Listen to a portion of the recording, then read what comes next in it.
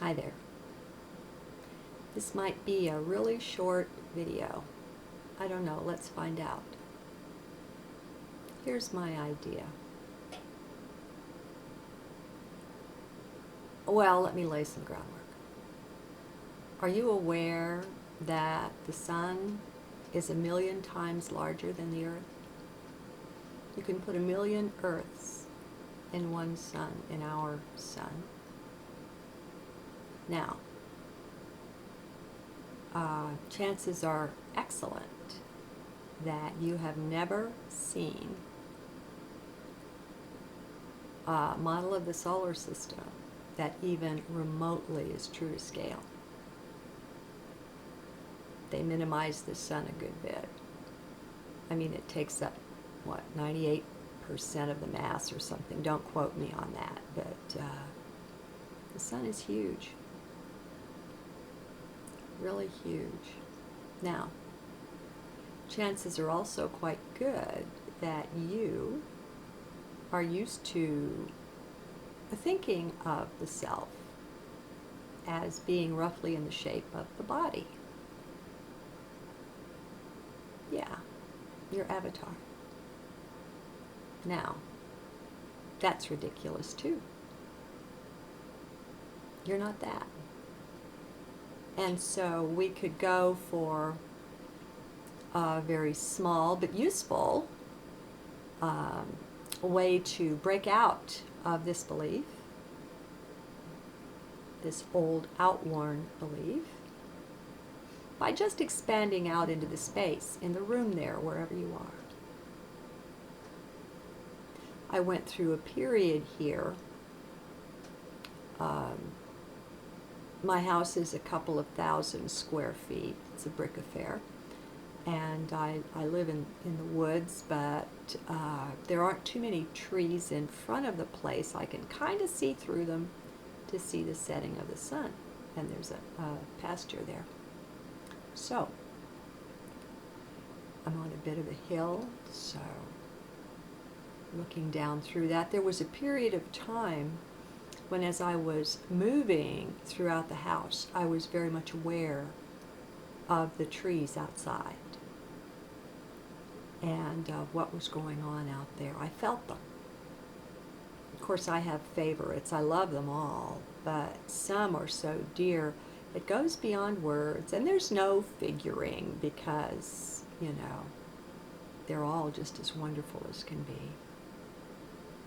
But in addition to being all one everywhere, trees have individuality too. So do blades of grass. So do spiders. Dogs have individual personalities. Why shouldn't trees? Nature communicates with, in, through, and among itself all the time. Just because we haven't lately tuned into that, we get this arrogant thing going, thinking it's nothing, it's inert, it's not conscious. Well, that's on us. We're playing games with the self there. Everything is conscious. Everything is made of consciousness. I love Peter Russell's lecture. I'll put a link in the transcript. The Primacy of Consciousness. Now, here's a physicist really going out on a limb when he gave this lecture. I don't think he'd given one quite like this before, saying that matter wasn't primary, the atom wasn't primary, consciousness was, and making a very scientific presentation or demonstration of it, not directed at scientists, but basing it in science. It's very good. It's shocking, as a matter of fact, what has been compressed into an hour and 6 minutes, something like that. So, you are consciousness. In my last live video done earlier today, I said that you contain cosmos. Well, maybe that's a little much, It's not a bad thing to start out by expanding out into the room, the space. You be the space and have everything in the room exist within you. The tables, the chairs, the floors, the walls, the furniture, the pet, the air, everything as being within you. I'm playing here, but I'm sharing some of the ways that I have had a great deal of fun in process of transcending old beliefs. You see? So, here was my initial thought. Let's be the solar system. Sometimes people, and I remember the first time I did this, expanding out to encompass the earth, and I guess I was pretty proud of myself there. It was kind of a big thing. I hadn't done it before, and it was fun. But I have since discovered that it's just as easy to be the solar system as it is the earth, or the moon, or the sun, or whatever. You can be, because you are, the Milky Way.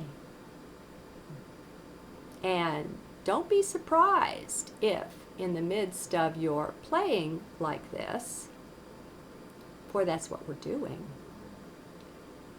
you suddenly find yourself addressed by the Milky Way, the solar system, the sun, whatever.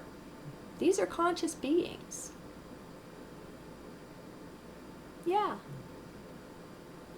And that's you too. I mean, all is ultimately one, but it's pretty darn abstract to try to picture yourself as the cosmos initially. It helps to get a little practice being a sun, a star. And while you're at it, be the complete heliosphere. The body of the sun extends as far as the sun's light. So it includes the planets and the moons and everything else going on in the solar system. That's all, you could say, a part of the sun. It's within the sun's body, the heliosphere. Interesting, huh? Stay out of mind with it, though. I mean, mind participates, but in a very junior manner. This is a heart thing, very much, a play thing, a joy thing, a fun thing. You see? And while we're at it, we get to be busting up old, stodgy, stubborn, calcified beliefs. Hey, I enjoy it. Okay, so now you can sense reality. It's a really good idea not to believe anything you've been taught, any textbook you've ever read, anything that society or the media pushes on you. It's a good idea to take all of that with a very big grain of salt. Himalayan salt is nice. It's pink. I like that. Okay, so sense the solar system and see what you feel. Before I say anything, just sense it. Do it any way you like. It's fun to be the sun, to contain it, and then spread out from there. Ring upon ring, orbit upon orbit. And if you're sensing true, it's not like the sun has like a frisbee-shaped disc around it as the pathway for the planets. It's not like that. The sun isn't still. It's constantly moving. And the planets trail behind in rather like a cone. Nassim Haramein is a good one to present this. But you can feel it. Just sense, just reach out. What shape is it in? What does it feel like? You are that. You're everywhere. You're every when. And the only way you can be it is to be it now. And here. It's just a matter of where we put our focus, our attention. Okay? So, practice your sensing. We move from thinking beings to sensing beings. It's transitional. It's largely an assist during the period when we're shifting precedence to heart. And so in this case, heart becomes primary, where left brain has been probably all of our lives. And so for a period, it's a good idea to do far less thinking. Okay? We're sensing. Now, that's your shape. What does it feel like to be so expansive? To include Jupiter and the sun, all of the planets, the moons, the asteroid belt. You feel them moving through? You feel all the motion? You're the space. They exist within you.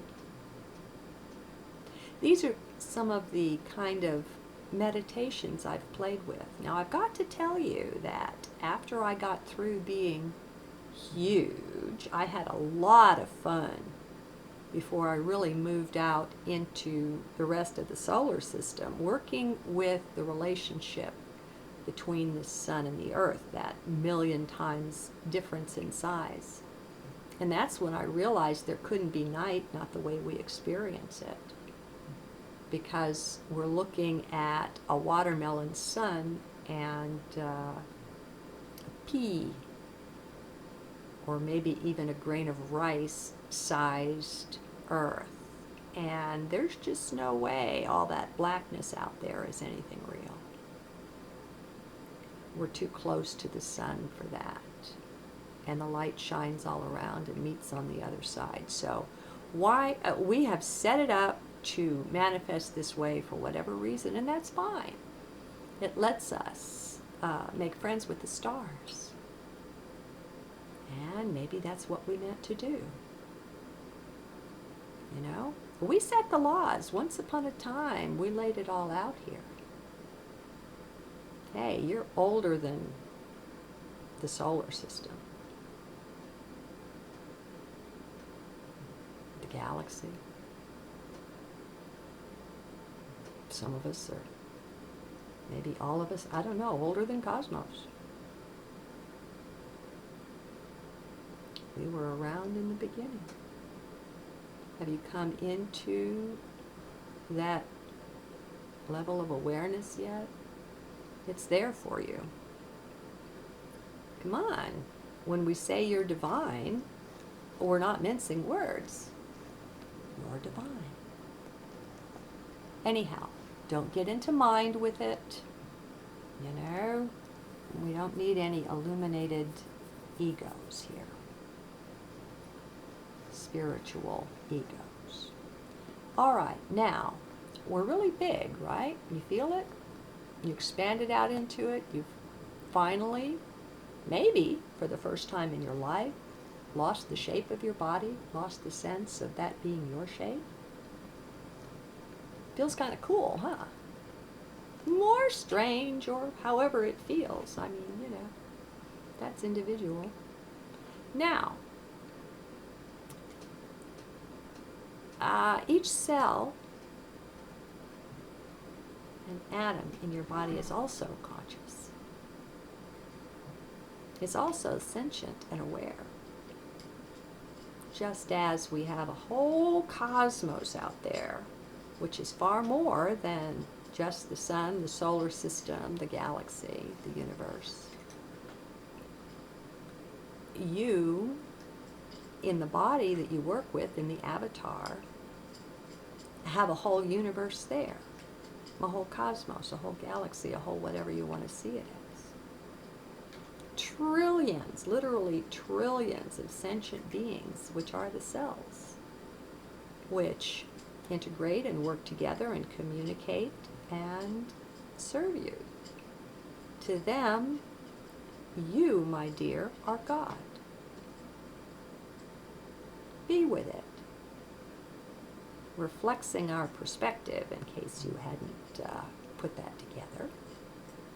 I just thought it would be fun.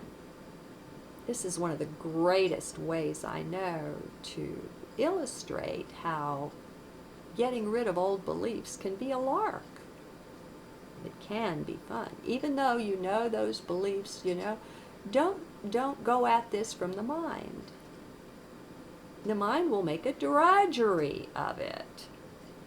Besides which, you can't use the mind to excise things from the mind. It's just not generally. You may be able to do it. Let me take that back. Don't let me limit you in any way. I just didn't find myself very successful with it. And so that helped me learn to take my travels in heart. Which was really cool, because then when the universe addressed me, I was within, and so I perceived it. Totally shocked. I mean, nothing I'd read or heard told me that the universe was a sentient being and that I could have a communication with it, which language wasn't a barrier to somehow. I don't know how to explain these things. But what man has done, man can do. And so it's available to everyone. Gaia is a sentient being too. Mother Earth, Terra, whatever appellation you choose. I don't think she minds. And she was actually the first one that I encountered. Surprised me. I wasn't consciously ready to discover that the Earth was a being fully self-aware and aware of me, entering her space. I was meditating, going inside the Earth, and I had a long drive. Well, a couple hours, 100 miles. And so, for fun and for joy, as I was driving, I expanded my consciousness, my presence or awareness, down into the earth a bit. And I found the pavement was fairly deep, and I wasn't after pavement, I was after the earth, so I went deeper and deeper. And then I decided, well, gee, I found myself seeking out crystals and caverns and caves of them, and being joyful and saying prayers, blessings. And suddenly there was a presence. And I was deep in heart, and I don't recall exactly. I was probably joyfully praying over some crystal caverns or another. And it seemed suddenly that there was it didn't seem. There was a presence.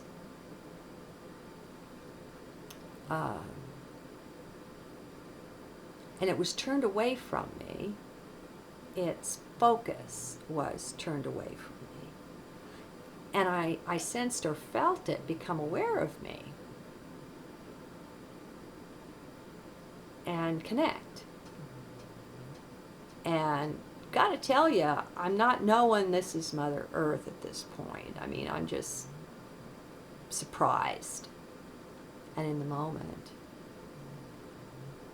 And I don't really have words for what followed. It's captured in a journal early on, maybe back in 2010, 2011. I hope it's uploaded. But anyway, I had my first conversation with a celestial being. To me, a planet is celestial, as is a sun, a star. Yeah, I know, we call them terrestrial, but, you know, they're out there floating in the same space that the stars are. Where's the difference, huh? So, we conversed, and that word is insufficient entirely.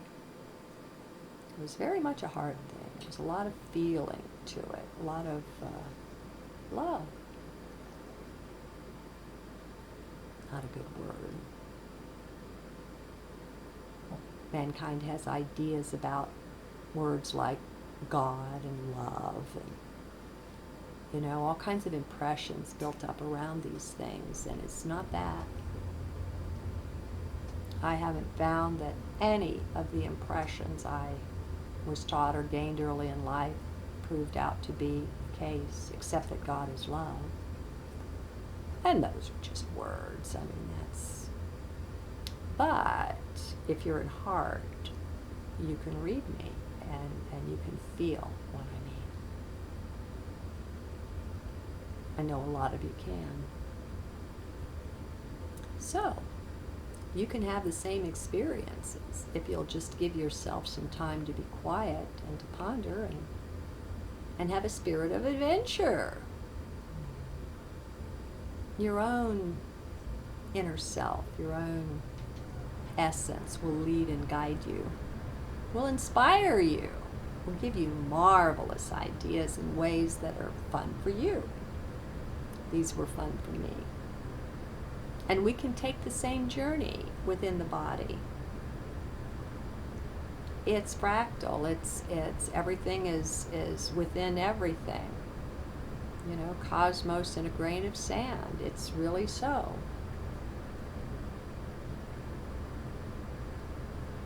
Much more within you. I used to expand out and expand out. My intent was to encompass the universe and then move on and see what was beyond. But I would generally not get much farther than the Milky Way, and I would be so enamored of the interaction that I had no desire to proceed farther. So I wouldn't, you know, hold your beliefs lightly, your intentions, hold them lightly, and that way you're available to heart, to let heart lead. And this is a way of moving head to heart. You find when you're in too much of a hurry and you find yourself plowing ahead, even though there's a feeling within that you'd like to slow down, you're in mind, that's all. No big deal. Good to notice, though. Mind is always wanting to be up and doing, fixing, organizing, understanding. I found I don't need to understand anything. I mean, when you contain it all, what's to understand? At some point you realize that even though you might not have conscious access to it, deep within, you know it all. Deep within, whether it's, I mean, we can conceptualize it in various ways, you know, the Akashic Record or Book of Life, whatever, you know, however it is that we have access to that all-knowingness. It doesn't matter how you see it. If you expand far enough inside, you'll find the experience.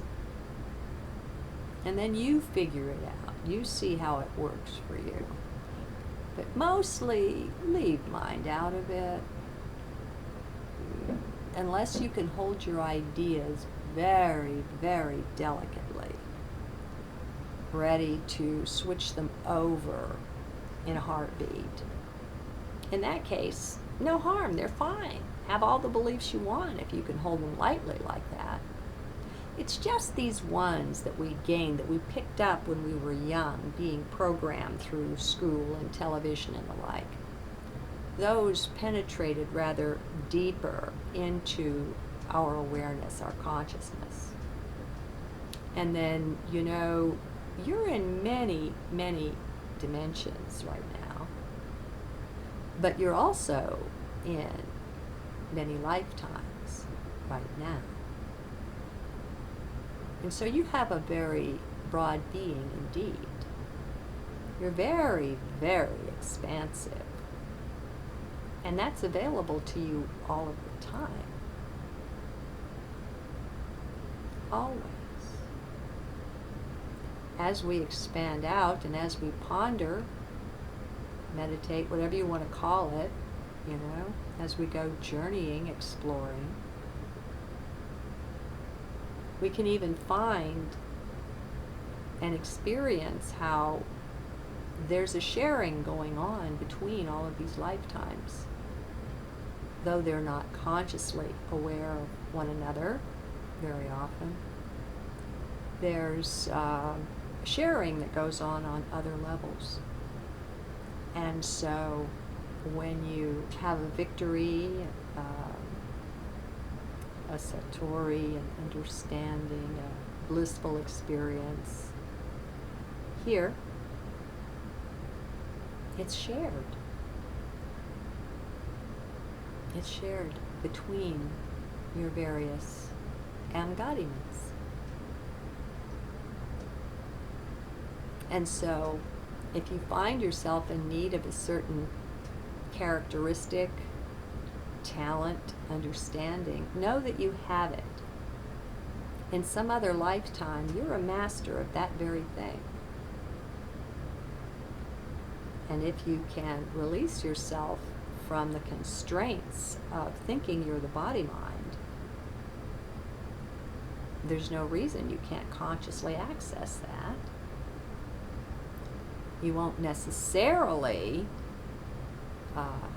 be consciously experiencing that incarnation, but you can feel the connection with it, and you can feel the flow of a certain energy and understanding that can come to you.